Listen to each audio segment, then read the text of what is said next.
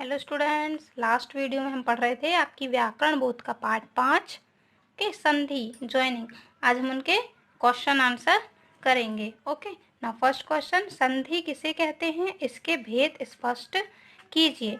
तो संधि क्या है? उत्तर है इसका, ध्वनियों के पास पास आ जाने से उनमें उनके मिलने से जो विकार उत्पन्न होता है, परिवर्तन होता है, उसे हम संधि कहते हैं। ओके, अब इसके भेद कितने हैं? तो संधि के 3 भेद होते हैं, स्वर संधि, व्यंजन संधि और विसर्ग संधि। ओके, नाउ सेकंड क्वेश्चन खा नंबर, किस प्रकार की संधि व्यंजन संधि कहलाती है, उदाहरण द्वारा स्पष्ट कीजिए।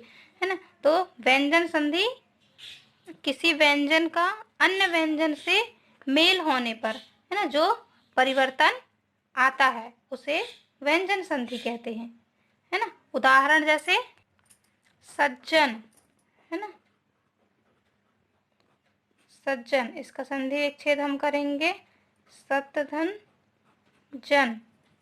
है ना, लास्ट में क्या हुआ, ता व्यंजन और ये जा भी व्यंजन है ना, ता भी व्यंजन है और जा भी व्यंजन है ना। तो ये किसी व्यंजन का किसी अन्य व्यंजन से मेल क्या कहलाता है, व्यंजन संधि। है ना, जो ता और ये जा मिलकर ये बनाते हैं। ओके, आधा जा और जा। ओके, नाउ नेक्स्ट देखिए, विसर्ग संधि का नियम सोदाहरण लिखिए। अब विसर्ग संधि का नियम लिखना है, तो उत्तर क्या है इसका, स्वर या व्यंजन के संयोग से, स्वर या व्यंजन के विसर्ग के संयोग से जब विसर्ग संधि में जो परिवर्तन होता है वह क्या है, विसर्ग संधि। है ना, फॉर एग्जाम्पल हम कैसे लिखेंगे, निह नी धन ये विसर्ग, फिर बल, तो ये क्या बना, निर्बल। वैसे ही निधन आशा, तो ये बना निराशा। ओके, नाउ नेक्स्ट क्वेश्चन है, स्वर संधि क्या है, यह कितने प्रकार की होती हैं। तो स्वर संधि दो स्वरों के मिलने से जो विकार या परिवर्तन आता है वह स्वर संधि कहलाती है ना। अब स्वर संधि मुख्यतः 5 प्रकार की होती हैं। है ना, तो 5 प्रकार की कौन कौन सी होती हैं, दीर्घ संधि, गुण संधि, यण संधि, वृद्धि संधि और अयादि संधि। ये 5 प्रकार की स्वर संधियां होती हैं। Okay students, okay, so now your homework, आप ये प्रश्नों के उत्तर अपनी फेयर कॉपी में कंप्लीट करेंगे। ओके, और उसके साथ ही आप ये संधि विच्छेद निम्नलिखित शब्दों में संधि कीजिए और संधि का नाम लिखिए। संधि विच्छेद यहाँ पर दिए हुए हैं आपको, इनका आपको संधि करके लिखना है, इनको ज्वाइन करके लिखना है कि क्या शब्द बनेंगे और कौन सी संधि है ये आपको लिखना है। ओके, तो आपका ये होमवर्क है। ओके, अब हम इसके बाद हम पढ़ेंगे निबंध लेखन। ओके, लास्ट वीडियो में आपने एक और निबंध आपने लिख चुके थे, है ना, खेलों का महत्व। आज हम दीपावली का निबंध पढ़ेंगे। ओके, और लिखिएगा आप लोग।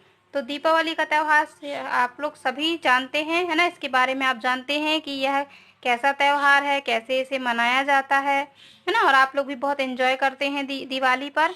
तो आज उसी के बारे में हम लिखेंगे। ओके, तो दिवाली का निबंध है, भारत त्योहारों के रूप में जाना जाने वाला देश है। दिवाली यहाँ मनाए जाने वाले त्योहारों में से सबसे प्रसिद्ध त्योहार है। दीपावली का त्योहार प्रतिवर्ष कार्तिक माह की अमावस्या को मनाया जाता है।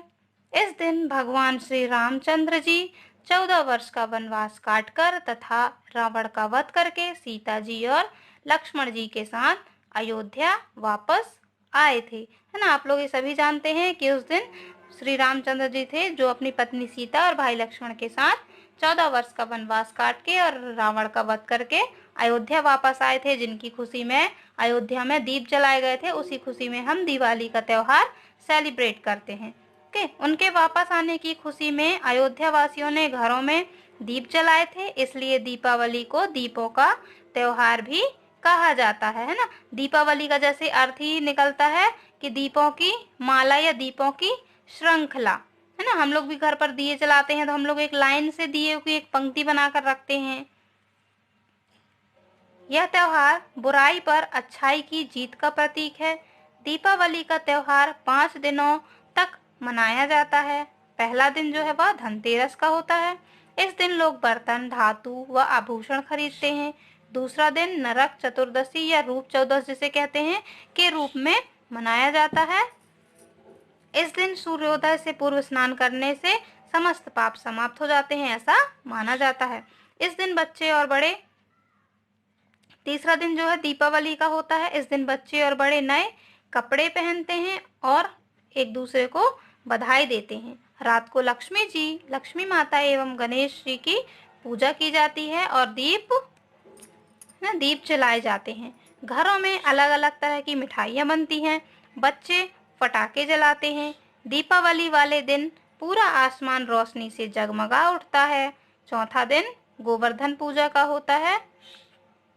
उस दिन भी आपने देखा होगा गोवर्धन पर्वत बनाकर वहां भी पूजा की जाते हैं और गांव वगैरह में गाय बैल जो होते हैं उनकी भी पूजा की जाती है ना। 5वां दिन भाई दूज का होता है। इस दिन बहन अपने भाई को तिलक लगाकर उसकी लंबी उम्र की कामना करती है। इस प्रकार यह त्योहार बहुत ही धूमधाम से मनाया जाता है।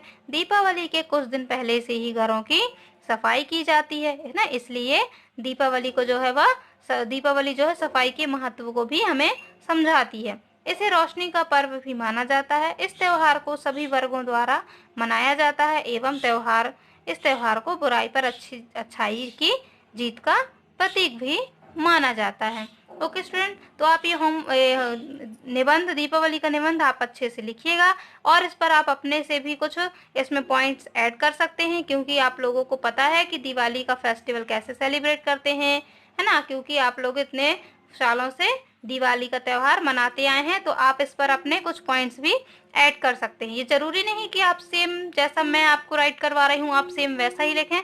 यदि आपको कुछ और पॉइंट्स आपको पता हो तो आप वो भी अपने से ऐड करके इसमें लिख सकते हैं। Okay students, okay, bye bye, good day.